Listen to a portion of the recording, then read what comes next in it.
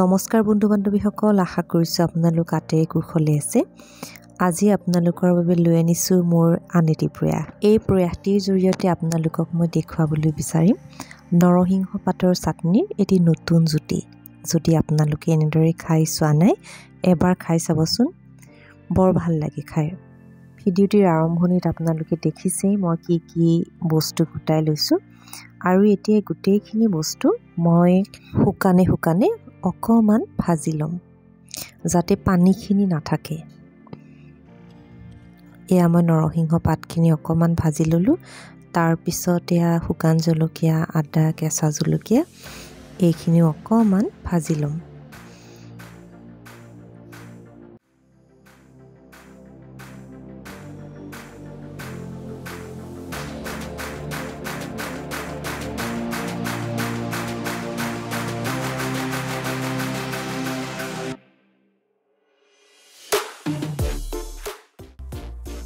তাৰ পাছত এয়া ৰুকি লোৱা নাৰিকলখিনিও অকণমান ভাজি ল'ম।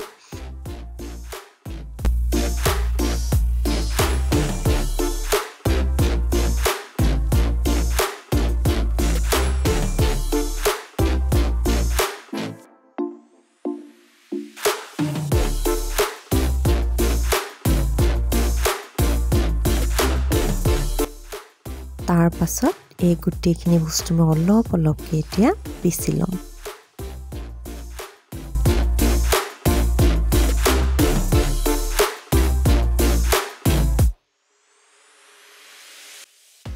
আৰু এই গোটেইখিনি পিছা হোৱাৰ পিছত ইয়াত সোৱাদ অনুযায়ী নিমখ আৰু অকণমান নেমু চিপি দিম।